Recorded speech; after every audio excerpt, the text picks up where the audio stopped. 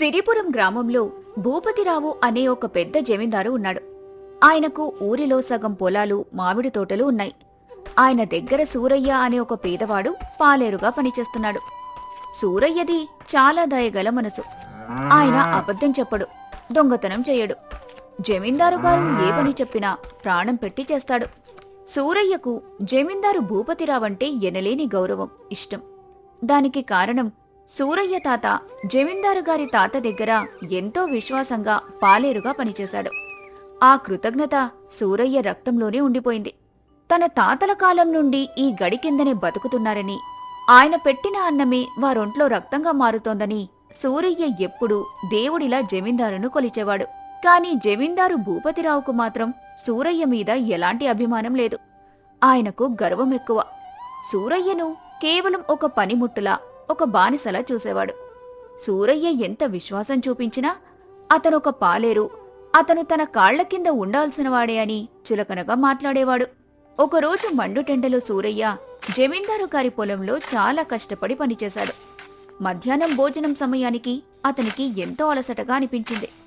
పొలం గట్టున జమీందారు గారికి చెందిన ఒక పాత బావి ఉంది.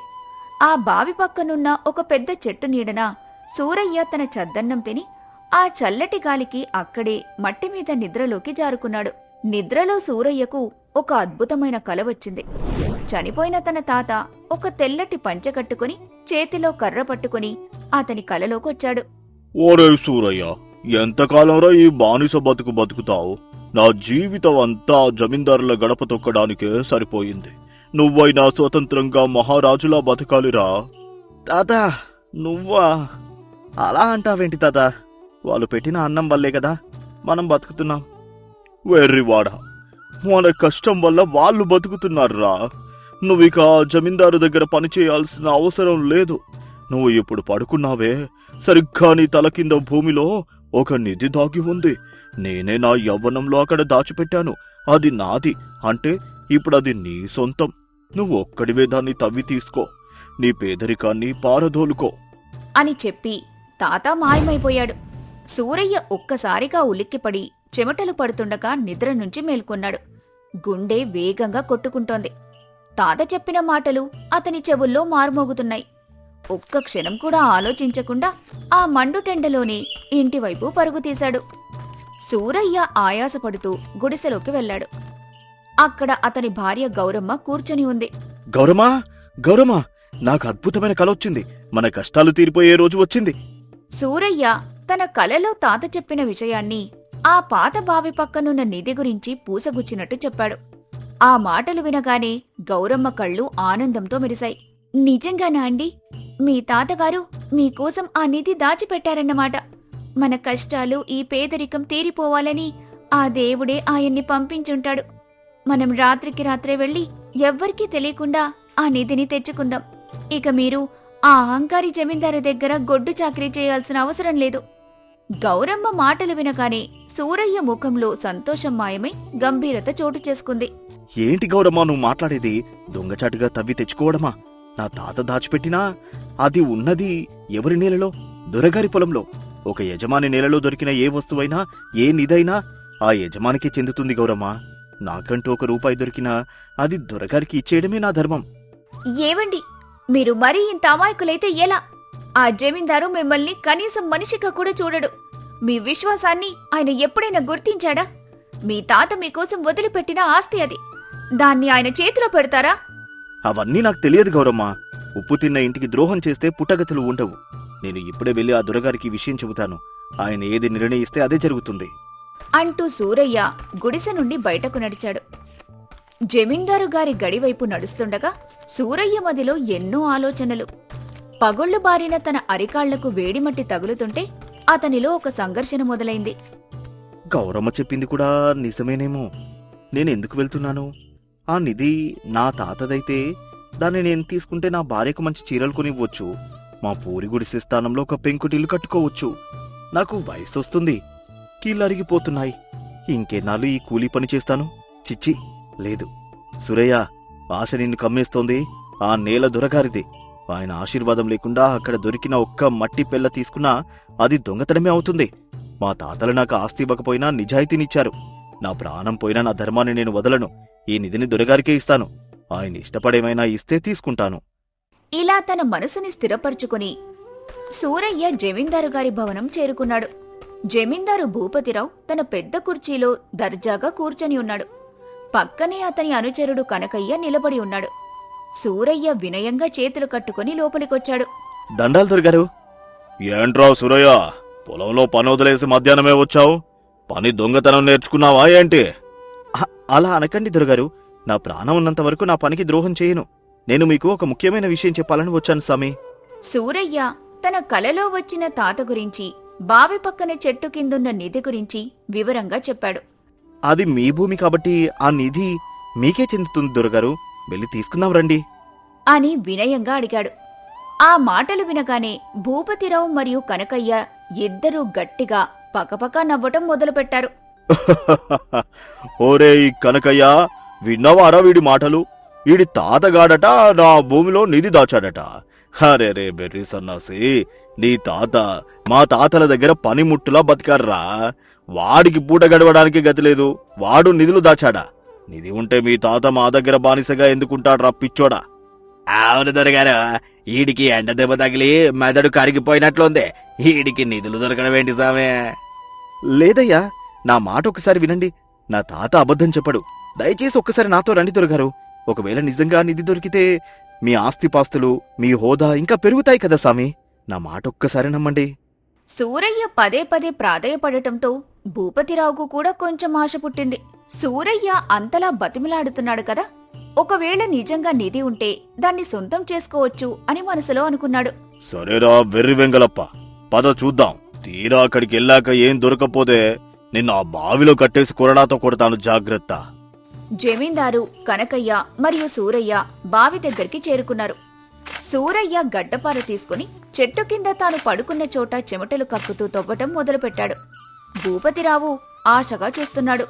సుమారు 2 అడుగుల తవ్విన తర్వాత గడ్డిపారకు ఏదో గట్టిగా తగిలింది. సూరయ్య ఆతృతగా మట్టిని చేతులతో పక్కకు తీశాడు. అక్కడ ఒక పెద్ద రాగి గంగాళం లాంటి పాతకుండ కనిపించింది. దానికి ఒక మూత గట్టిగా వేసింది. సూరయ్య ఎంతో సంతోషంతో వణుకుతున్న చేతులతో ఆ కుండను బయటకు తీసి దొరగారి ముందు పెట్టాడు. చూసారా దొరగారు, నా తాత చెప్పింది నిజమే. ఇదిగోండి నిధి. భూపతిరావు ఆత్రంగా ముందుకొచ్చి ఆ కుండ మూతను తన్నాడు. మూత తెరుచుకుంది. లోపల చూసిన భూపతిరావుకు ఒక్కసారిగా చిర్రెత్తుకొచ్చింది. అందులో బంగారం గాని నాణాలు గాని ఏమీ లేవు. అది పూర్తిగా ఖాళీగా ఉంది. ఓరే శుంటా, ఇదే నారాయణి నిధి? ఒక కాలి కుండ కోసం నన్ను ఇంత దూరం నడిపించావురా. మీ తాతకి బుర్రలేదు, నీకు బుర్రలేదు. వీడి ఉద్దేశం నా కాలాన్ని వృధా చేయడమే. నన్ను క్షమించండి స్వామి. మా తాత కలలో ఈ కుండనే నిధి అని చెప్పాడు. నాకేమీ అర్థం కావడం లేదు. ఓరే కనకయ్య, వీడి తాతగాడికి వంట చేసుకోవడానికి కూడా గిన్నెలేక ఈ పాత కుండని ఇక్కడ దాచుకునే నిధి అని వీడికి కలలో చెప్పాడు. ఎరా, దీన్ని తీసుకెళ్లి నీ పెళ్ళానికివ్వు.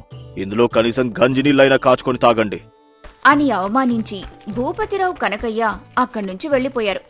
సూరయ్య ఆ ఖాళీ కుండను చూస్తూ తన తాత ఎందుకలా అబద్ధం చెప్పాడో అర్థం కాక కన్నీరు పెట్టుకున్నాడు. సూరయ్య ఆ పాత రాగి కుండను భుజాన పెట్టుకుని దీనంగా గుడిసెకు చేరుకున్నాడు. నిధి వస్తుందని ఆశగా ఎదురు చూస్తున్న గౌరమ్మ అతను ఖాళీ కుండ తీసుకురావటం చూసి నిరాశపడింది. ఏవండి, ఏంటిది? నిధి అని చెప్పి ఒక పాత కుండ తెచ్చారేంటి? జమీందారు గారు మీ నిధిని లాక్కొని మీకు ఈ ఖాళీ కుండ ఇచ్చి అవమానించి పంపించారా? లేదే గౌరమ్మ, నేను తవ్వితే అందులోంచి ఈ ఖాళీ కుండ మాత్రమే వచ్చింది.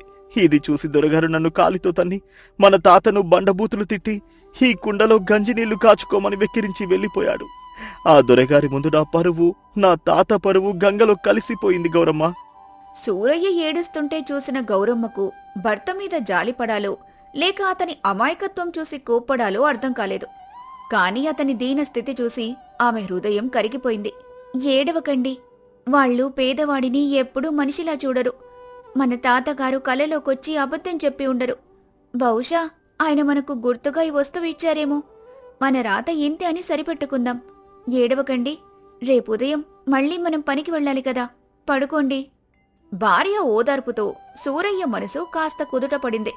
మరుసటి రోజు ఉదయం సూరయ్య పెరట్లోకి వెళ్లి ఆ పాత కుండను శుభ్రంగా కడిగాడు. అది రాగి కుండ కావటంతో తళతళా మెరిసింది. వారింట్లో ఒకే ఒక పాలిచ్చే ఆవుంది. సూరయ్య ఆ కుండను తీసుకుని వెళ్లి ఆవు పాలను పితికాడు. ఆ కుండను వంటగదిలో పెట్టి ముఖం కడుక్కోడానికి చెరువు వైపు వెళ్లాడు. కొద్దిసేపటికి గౌరమ్మ కాఫీ కాద్దామని వంటగదిలోకొచ్చింది. అక్కడి దృశ్యం చూసి ఆమె చేతిలో ఉన్న గ్లాస్ కింద పడిపోయింది. అడుగున కేవలం ఒక గిన్నెడు మాత్రమే ఉన్న పాలు ఇప్పుడు ఒక కుండ పైదాకా నిండిపోయి పొంగిపోయి నేల మీద నదిలా పారుతున్నాయి. ఏవండి, ఏవండి, తొందరగా రండి, ఇక్కడేం జరుగుతుందో చూడండి. ముఖం కడుక్కుంటున్న సూరయ్య పరుగు పరుగున వచ్చాడు. నేల మీద పారుతున్న పాలను ఇంకా పొంగుతున్న కుండను చూసి అతను కూడా నోరెళ్లబెట్టాడు. అదేంటి గౌరమ్మ, నేను పితికింది పావు లీటర్ పాలు మాత్రమే. అవి ఆ కుండ అడుగున మాత్రమే ఉన్నాయి. మరి ఇన్ని పాలెక్కడివి? ఎవరైనా వచ్చి పోసారా? ఎవరు పోస్తారండి? మన గుడిసెలోకి ఎవరొస్తారు? మీరు తెచ్చిన ఆ కుండలో నుండి పాలు నదిలో పొంగుతున్నాయి. నాకు భయంగా ఉందండి. సూరయ్యకు వెంటనే ఒక ఆలోచన వచ్చింది. గౌరమ్మతో ఆ పాలను ఇంకో బిందెలోకి మార్చు అని చెప్పాడు. వాళ్లు ఆ పాలను మరో పెద్ద బిందెలోకి పోశారు. విచిత్రంగా ఆ బిందెలో పాలు పొంగలేదు. కాని ఆ పాత కుండలో ఇంకా పాలు అలాగే ఉన్నాయి. మళ్లీ పొంగుతూనే ఉన్నాయి. ఇద్దరూ ఒకరి ముఖాలొకరు చూసుకున్నారు. ఏవండి, ఇది మామూలు కుండ కాదు. మీ తాతగారు కలలో చెప్పింది నిజమే.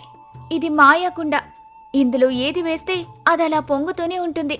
ఈ కుండలో ఒక మాయ ఉంది. సూరయ్యకు తన తాత చెప్పిన మాటలు, నిధి అన్న పదం ఇప్పుడు అర్థమైంది. జమీందారు కుండ ఖాళీగా ఉందని వదిలేశాడు. కాని అందులో ఉన్న అసలు నిధి ఆ కుండ మాయలోనే ఉందని అతనికి తెలిసింది. గౌరమ్మ, ఈ కుండ నిజంగా మాయకుండ అయితే పాలు మాత్రమే కాదు, మనం ఏది వేసినా పొంగాలి కదా. మన ఇంట్లో పాత రాగి నాణెం ఉంది కదా, దాన్ని తీసుకురా. గౌరమ్మ బీరువా వెనుక దాచిన ఒకే ఒక రాగి నాణాన్ని తీసుకొచ్చి ఆ కుండను శుభ్రంగా తుడిచి ఆ నాణాన్ని అందులో వేసింది. ఇద్దరూ ఊపిరి బిగబట్టి ఆ కుండ వైపు చూస్తున్నారు. ఒక్క నిమిషం గడిచింది. ఏమీ జరగలేదు. హమ్మయ్యా, నాకెందుకో భయం వేసింది గౌరమ్మ. ఇది కేవలం పాలకు మాత్రమే పనిచేస్తుందేమో. కాని ఆ మరుక్షణం కుండలోపలి నుండి గణగణ అని శబ్దం రావటం మొదలైంది. ఒక నాణెం 2 అయ్యాయి, 2 10 అయ్యాయి, 10 100 అయ్యాయి. చూస్తుండగానే ఆ పెద్ద గంగాళం నిండా రాగి నాణాలు నిండిపోయి బయటకు పొంగిపోవటం మొదలైంది. తాతయ్య, నీకు 1,000,000 దండాలు తాతయ్య. నీ మనవడి నిజాయితీకి నువ్విచ్చిన గొప్ప వరమిది. ఏ జమీందారైతే నిన్ను నీ మనవణ్ణి అవమానించి కుండను వదిలేశాడో వాడికి తెలీదు వాడు లక్షల నిధిని వదిలేశాడని. మన పంట పండిందండి. సూరయ్య కూడా ఏడుస్తూ ఆ నాణాలను చేతుల్లోకి తీసుకున్నాడు. తన తాత దీవెన తనకు దక్కిందని సంబరపడ్డాడు. ఆ మాయాకుండ పుణ్యమా అని సూరయ్య గౌరమ్మల జీవితాలు పూర్తిగా మారిపోయాయి. వారు ఆ నాణాలతో ఒక చిన్న వ్యాపారం మొదలుపెట్టారు. తమ పాత గుడిసె స్థానంలో ఒక పెద్ద ఇల్లు కట్టుకున్నారు. కాని సూరయ్య మాత్రం తన నిజాయితీని వినయాన్ని వదులుకోలేదు. తనకు వచ్చిన డబ్బుతో ఊర్లో కష్టాల్లో ఉన్న పేదవాళ్లకి ఎంతో సహాయం చేసేవాడు. జమీందారు భూపతిరావుకు సూరయ్య కోటీశ్వరుడయ్యాడని తెలిసింది. ఆ మాయాకుండలో ఏముందో అతనికి ఎప్పటికీ అర్థం కాలేదు. అహంకారం వల్ల తను ఎంతటి అదృష్టాన్ని పోగొట్టుకున్నాడో అని తర్వాత కుమిలిపోయాడు. తన కొత్త ఇంటి ముందు నిలబడి ఆకాశం వైపు చూస్తూ సూరయ్య తన మనసులో అనుకున్నాడిలా, నిజాయితీగా బతికేవాడికి దేవుడు ఎప్పుడో ఒకప్పుడు తలుపులు తెరుస్తాడు. ఆ రోజు నేను ఆశపడి ఈ కుండను దొంగచాటుగా తెచ్చుకుని ఉంటే అది దొంగ సొమ్మయ్యేది. నా ధర్మాన్ని నమ్మి జమీందారు గారికి అప్పగించాను కాబట్టే ఆయన అహంకారమే దాన్ని నాకు తిరిగి ఇప్పించింది. తాత, నువ్విచ్చిన ఈ మాయకుండ నా కడుపు నింపడమే కాదు, 10 మందికి అన్నం పెట్టే దారిని చూపించింది. నిజాయితీ మరియు ధర్మం ఎప్పటికీ ఓడిపోవు. అహంకారంతో గర్వంతో ఎదుటివారిని హేళన చేసేవారికి వారి కళ్ల ముందే ఉన్న అదృష్టం కూడా కనపడదు. స్వచ్ఛమైన మనసున్న పేదవాడిని దైవం ఏదో ఒక రూపంలో ఖచ్చితంగా ఆదుకుంటాడు. భీమవరం ఊరిలో ఉన్న సాంబయ్య పూరి గుడిసెలో ఉదయాన్నే హడావిడి మొదలైంది. సాంబయ్య పట్నం నుండి వస్తున్న తన బాబాయ్ పిన్ని కోసం ఇల్లు శుభ్రం చేస్తున్నాడు. సీత ఇంటి బయట గిన్నెలు కడుగుతూ కోపంతో రగిలిపోతోంది. వాళ్లు వస్తున్నారంటే సీతకు ప్రాణం మీదకు వస్తుంది. ఎందుకంటే వాళ్లు వట్టి చేతులతో వచ్చి వెళ్లేటప్పుడు ఇంట్లో ఉన్నది మొత్తం, కనీసం మిరపకాయల డబ్బాను కూడా వదలకుండా ఊడ్చుకుపోతారు. ఏమండి, మీకు ఎన్నిసార్లు చెప్పాలి? ఈ పిసినారి రాబందుల్ని మన ఇంటికి రానివ్వకండి అని. వాళ్లకు పట్నంలో 2 బంగ్లాలు 10 ఎకరాల పొలం ఉంది. కాని మన పూరి గుడిసెకు ఎందుకు వస్తారో తెలుసా? 3 రోజులు ఫ్రీగా మాంసం కూరలు తినడానికి. మనల్ని బిచ్చగాళ్ల కంటే హీనంగా చూసి మన అన్నవే తినిపోతారు. మెల్లగా అరవకే సీత. వాళ్ళు మనకు పెద్దవాళ్ళు. తాన్నగారికి సొంత తమ్ముడు. వాళ్ళు వస్తామంటే వద్దని ముఖం మీద ఎలా చెప్పగలను? ఏమైనా అంటే ఊర్లో వాళ్ళు నవ్వుకుంటారు. మనకు పట్నంలో ఉన్న ఏకైక బంధువులు వాళ్లే కదా. బంధుత్వం కలుపుకోవడానికి వస్తున్నారు. అవునవును, బంధుత్వమా? ఎక్కడ బంధుత్వం అండి? బంధువులు అంటే కష్టాల్లో ఆదుకునేవాళ్లు. వీళ్ల బంధుత్వం కొంచెం వరకు మాత్రమే. కిందటిసారి వచ్చినప్పుడు కనీసం చేతిలో 10 రూపాయల అట్టిపళ్ళు కూడా తేలేదు. పైగా వెళ్లేటప్పుడు నేను ఎంతో కష్టపడి మామిడికాయలు కోసుకొచ్చి పెట్టిన ఆవకాయ జాడి, మీరు చెమటోడ్చి పండించిన బియ్యం బస్తా వాళ్ల బ్యాగుల్లో కుక్కేసుకుని పోయారు. అడిగితే మా పట్నంలో బియ్యం బాగలేదురా, ఈ ఆవకాయ మాకు పనికొస్తుందిలేరా అని నాటకాలు ఆడారు. మనల్నేమో ముష్టి వాళ్లలా చూస్తారు. ఏం చేస్తాం సీత, మన దరిద్రం అలా ఏడుస్తుంది. నాన్నగారు చనిపోయే ముందు ఏది ఏమైనా బాబాయ్ మీద కోప్పడుకురా, వాడు నా రక్తమే అని మాట తీసుకున్నారు. ఆ ఒక్క మాట కోసం నేను ఈ భారాన్ని నా గుండెల మీద మోస్తున్నాను. నువ్వు కాస్త సర్దుకోవే. ఈ 3 రోజులు వాళ్ళకి కోడికూర వండి పెట్టు. పోనీలే, మనకే పుణ్యం వస్తుంది. వీళ్ల మొహాలు మాడా. నా భర్త అమాయకత్వాన్ని మంచితనాన్ని ఆసరాగా తీసుకొని బతుకుతున్న రక్తం తాగే జలగలు వీళ్ళు. ఈసారి వాళ్ళ ఆటలు సాగనివ్వను. నా పేరు సీత.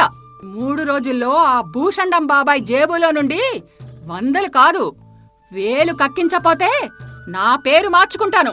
వాళ్ల పిసినారితనానికి నేను గట్టి మందు వేస్తాను. వాళ్ల డబ్బుతోనే వాళ్ల పరుగు తీస్తాను. మధ్యాహ్నం 12 గంటల సమయానికి ఒక గుర్రం బండి వచ్చి సాంబయ్య ఇంటి ముందు ఆగింది. గుర్రం బండిలో నుండి భూషణం, సుందరి ఇద్దరూ దిగారు. వాళ్ల చేతిలో 2 పెద్ద ఖాళీ బ్యాగులు ఉన్నాయి. గుర్రం బండివాడు డబ్బులు అడగగానే ఇవ్వకుండా భూషణం లోపలికి పరుగు తీశాడు. ఒరేయ్ సాంబయ్య, ఎక్కడున్నావురా? ఆ గుర్రం బండి వాడికి ఒక 10 రూపాయలు ఇవ్వరా? నా దగ్గర 500 నోటు తప్ప చిల్లర లేదు. వాడి దగ్గర చిల్లర లేదంట. ఇచ్చేయరా, 10 రూపాయలే కదా. సాంబయ్య తడబడుతూ లోపలి జేబులోంచి చిరిగిన 10 రూపాయలు తీసి గుర్రం బండివాడికి ఇస్తూ, అలాగే బాబాయ్, రండి పిన్ని, లోపలికి రండి. ప్రయాణం బాగా అలసిపోయినట్లున్నారు. బస్సులో చాలా రష్గా ఉండి ఉంటుంది. అలసట ఏముందిరా అబ్బాయ్? పట్నంలో మా గదిలో ఆ పరుపుల మీద ఉండి ఉండి ఒళ్ళు నొప్పులు వస్తున్నాయి. పల్లెటూరి స్వచ్ఛమైన గాలి పీల్చుకుందామని, మీ మట్టి ఇంటి భోజనం చేద్దామని ఇలా పరిగెత్తుకొచ్చేశాం. ఏమే సీత, బాగున్నావే? నీ మొహం ఏంటే అలా వాడిపోయింది? బాగున్నాను పిన్ని, మీకోసమే ఎదురుచూస్తున్నాను. చేతిలో ఆ బ్యాగులేంటి? బట్టనేమైనా తెచ్చారా? మాతో వారం రోజులు ఉంటారా ఏంటి? అబ్బే లేదమ్మా, బట్టలెందుకు, రేపో మాపో వెళ్ళిపోతాం కదా అని పాత బట్టలే వేసుకొచ్చాం. ఈ ఖాళీ బ్యాగులు ఎందుకంటే పట్నంలో మాకు పనికిరాని వస్తువులు ఉంటే దారిలో ఎవరైనా పేదవాళ్ళు కనిపిస్తే దానం చేద్దామని తెచ్చాం. తీరా చూస్తే దారిలో ఎవ్వరూ కనపడలేదు. అందుకే ఖాళీగా తెచ్చాం. దానం చేస్తావా నువ్వా? ఒక అగ్గిపుల్లను సగానికి విరిచి వాడుకునే పిసినారిగాడివి నువ్వు. ఈ బ్యాగులు దానానికి కాదు, మా ఇంట్లో ఉన్న పెసరపప్పు, కందిపప్పు, వడియాలు, బియ్యం మూటగట్టుకుపోవడానికే అని నాకు తెలీదా? ఈ దొంగ నాటకాలు నా దగ్గర సాగవు.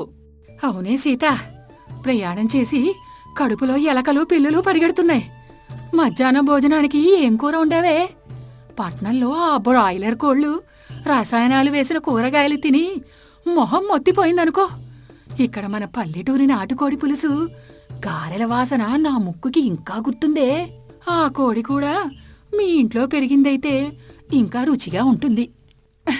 మీరొస్తున్నారని తెలిసి మీ అబ్బాయి ఉదయాన్నే వెళ్ళి వడ్డీ వ్యాపారి సుబ్బయ్య దగ్గర 200 అప్పు చేసి మరీ నాటుకోడి తెచ్చాడు పిన్ని. మా పెరట్లో కోళ్లు ఇంకా చిన్నవి. రండి, విస్తళ్ళు వేస్తాను, వడ్డిస్తాను. మధ్యాహ్నం భోజనం మొదలైంది. భూషణం, సుందరి ఇద్దరు విస్తరాకుల్లో పోటీపడి నాటుకోడి ముక్కలు లాగించేస్తున్నారు. కనీసం సాంబయ్యకు వదిలారో లేదో అని కూడా చూడకుండా కుమ్మేస్తున్నారు. సాంబయ్య సీతలకు కేవలం కోడి పులుసు 2 ఎముకలు మాత్రమే మిగిలాయి. రాత్రి సమయమైంది.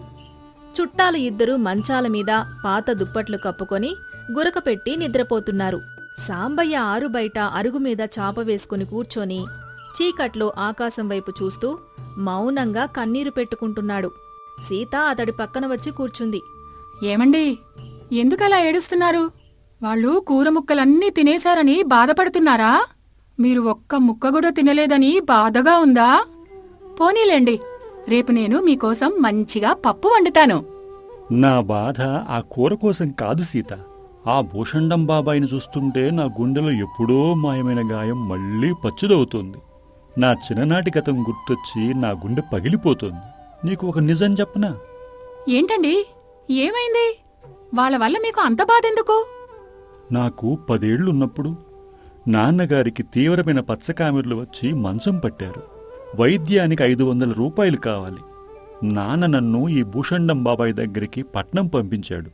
తమ్ముడు, నా ప్రాణం కాపాడు, నీకు జీవితాంతం రుణపడి ఉంటాను అని నాన్న రాసిన ఉత్తరం తీసుకుని నేను బాబాయ్ కాళ్ళ మీద పడ్డాను సీత.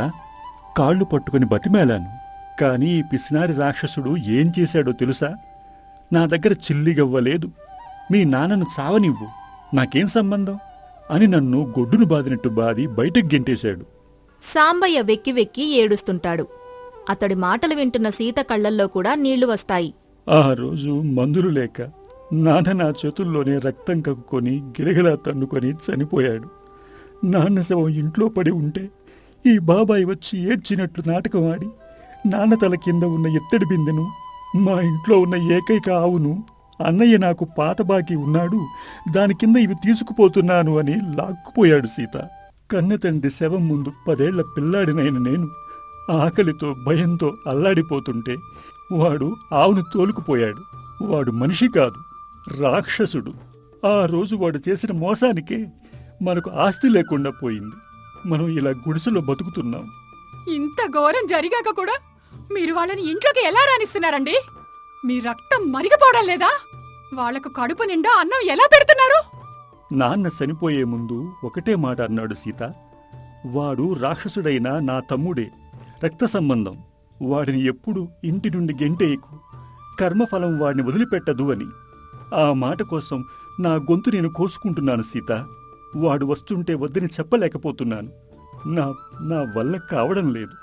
నా భర్త దేవుడు, కానీ ఈ రాక్షసులకు దేవుడి విలువ తెలియదు. కన్న అన్న శవం దగ్గర కూడా ఆస్తి లాక్కున్న ఈ పిసినారి గద్దలకు నేను బుద్ధి చెప్పాలి.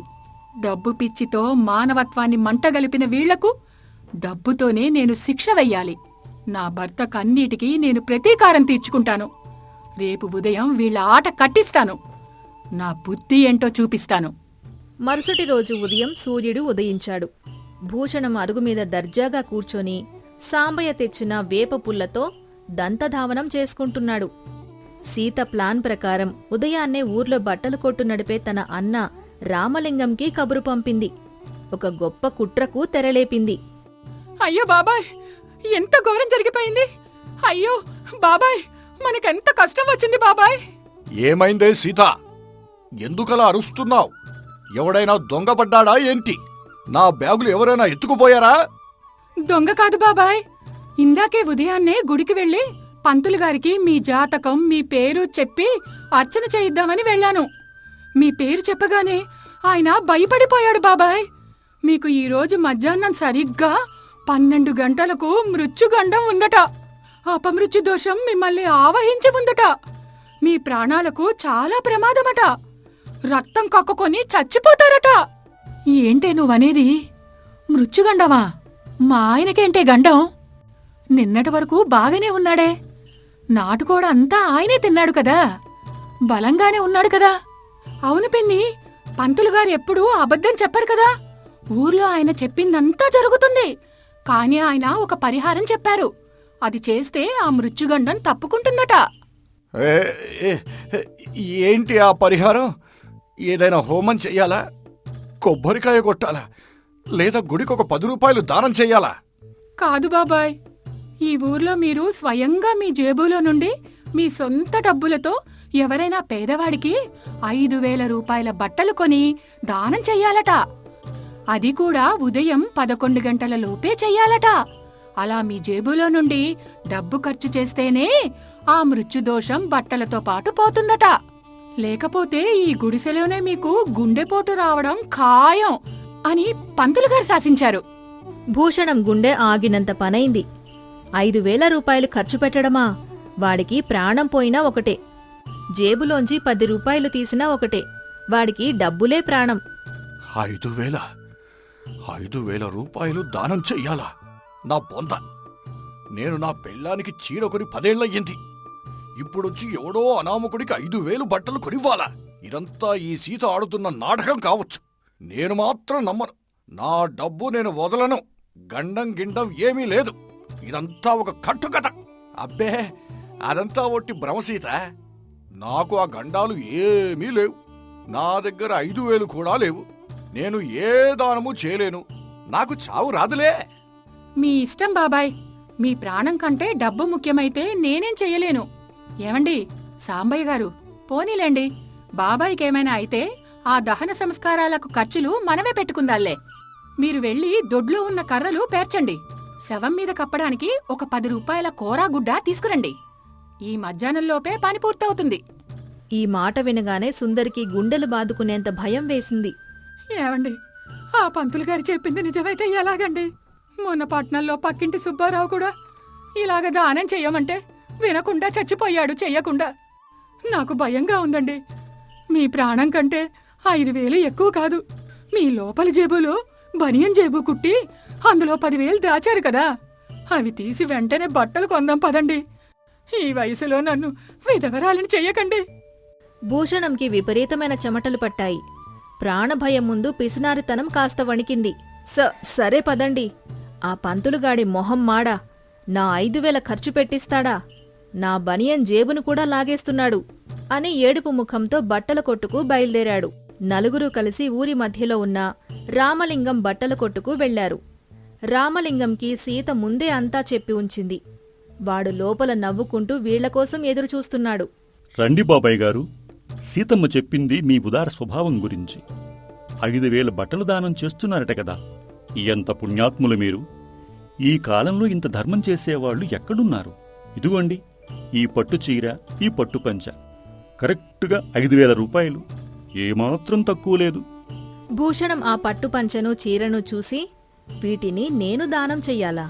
ఇవి నేనే వేసుకోలేదే అని ఏడుపు ఆపుకుంటూ వణుకుతున్న చేతులతో తన బనియన్కు లోపల పదిలంగా కుట్టుకున్న జేబు చింపి అందులోంచి 5,000 రూపాయల నోట్లను బయటకు తీశాడు. ప్రతి నోటు ఇస్తుంటే వాడికి నరకం కనిపించింది. ఇదిగో రామలింగం, 5,000. ఆ మృత్యుదోషం ఏదో పోనివయ్యా. మరి ఈ బట్టలు ఎవరికి దానం చెయ్యాలి సీత? ఎవరికైనా రోడ్డు మీద పోయే ముష్టివాడికి ఇచ్చేద్దామా? ఎవరికో ఎందుకు బాబాయ్? దానం ఎప్పుడూ ముందు సొంత రక్త సంబంధీకులకే చెయ్యాలి. మా ఆయనకు కట్టుకోవడానికి ఒక మంచి పంచె కూడా లేదు కదా. మీ చేతుల మీదుగా మీ అబ్బాయికి దానం చేస్తే ఆ మృత్యుగండం పూర్తిగా పోతుంది. పంతులుగారు కూడా ఇదే చెప్పారు. ఈ చీర నేను కట్టుకుంటాను. భూషణం, సుందరి ఇద్దరూ షాక్ అయిపోయారు. గుండె ఆగినంత పనైంది. తాము కొన్న 5,000 బట్టలు సాంబయ్య సీతలకే దానం చెయ్యాలా? తాము పూర్తిగా మోసపోయామని, సీత తమకు గట్టి వలవేసి బకరా చేసిందని వాళ్లకు అర్థమైపోయింది. కాని ప్రాణభయంతో అప్పటికే డబ్బులు కట్టేశారు. నోర్లు మూతపడిపోయాయి. అయ్య బాబోయ్, నన్ను నిలువునా ముంచేసిందే ఈ సీత. నా చేత నా డబ్బుతోనే వీళ్ళకి 5,000 బట్టలు కొనిపించింది. నేను ఎంత మోసగాడినో! ఇది నాకంటే 10 రెట్లు కుటిలగత్తెలా ఉందే. నా 5,000 నా కళ్ళ ముందే కాలిపోయాయి. వీళ్ళ ఇంట్లో కోడి కూర తిన్నందుకు నాకు భయంకరమైన శిక్ష పడింది. ఏంటి సీత ఇదంతా? బాబాయ్ నాకు 5,000 బట్టలు కొనివ్వడం ఏంటి? నాకేమీ అర్థం కావడం లేదు. అదంతా బాబాయ్కు నీ మీద ఉన్న ప్రేమండి. ఆయన మృత్యుగండం పోయింది, మనకు బట్టలు వచ్చాయి. పదండి, ఇంక ఇంటికి వెళ్దాం. బట్టల కొట్టు నుండి ఇంటికి రాగానే భూషణంకి సీత చేసిన మోసం భరించలేకపోయాడు. ఒక పూట భోజనం ఫ్రీగా తిందామని వస్తే ఏకంగా 5,000 రూపాయలు జేబుకు చిల్లుపడింది. ఇంకొక్క రోజు ఉంటే ఈ సీత తన మిగిలిన 10,000 కూడా లాగేస్తుందని వాడికి వణుకు పుట్టింది. మధ్యాహ్నం 1 గంటకే సుందరీ భూషణం తమ ఖాళీ బ్యాగులు సర్దుకొని ఆత్రంగా బయటకు వచ్చారు. అదేంటి బాబాయ్, అప్పుడే వెళ్ళిపోతున్నారు? రాత్రికి మళ్ళీ నాటుకోడి వండమన్నావు కదా, కనీసం చాయన తాగి వెళ్ళండి. అబ్బే వద్దురా సాంబయ్య, నాటుకోడి తింటే నాకు మళ్ళీ ఏ గండం వస్తుందో ఏమో. పట్నంలో మాకు అర్జెంటు పని పడింది, మేము వెళ్ళొస్తాం. సీత, నీ బుద్ధి చాలా గొప్పది తల్లి. ఇక నా జన్మలో ఈ భీమవరం గడప తొక్కను. నా 10,000 మిగిలాయి, అవే 10,000 నాకు. అంటూ ఖాళీ బ్యాగులతో ఇద్దరు పరుగు పరుగున వెళ్ళిపోయారు. సాంబయ్య ఆశ్చర్యంగా చూస్తుంటే సీత నవ్వుకుంటూ సాంబయ్య భుజం మీద చెయ్యి వేసింది. చూశారాండి, ముల్లును ముల్లుతోనే తీయాలి. మన నాన్నగారి చావుకి కారణమైన వాడికి నేను ఇచ్చే చిన్న శిక్ష ఇది. వాడి డబ్బుతో కొన్న ఈ బట్టలు నాకొద్దు. ఇవి అమ్మి ఆ డబ్బుతో మన పాత అప్పులు తీరుద్దాం. వాడి పాపం వాడ్నే వెంటాడుతుంది. సాంబయ్య భార్య తెలివికి సంతోషంగా నవ్వాడు. ఆ పూరి గుడిసెలో అప్పటిదాకా ఉన్న చీకటి, పిసినారి చుట్టాలు పారిపోవడంతో వెలుగుగా మారింది. స్వార్థంతో ఇతరులను వాడుకోవాలని చూస్తే పిసినారులకు ఎప్పుడూ చేదు అనుభవమే ఎదురవుతుంది. అమాయకులను ఏడిపిస్తే దేవుడు ఏదో ఒక రూపంలో వాళ్లకు తగిన బుద్ధి చెబుతాడు. కుటిలత్వానికి మందు తెలివితేటలే.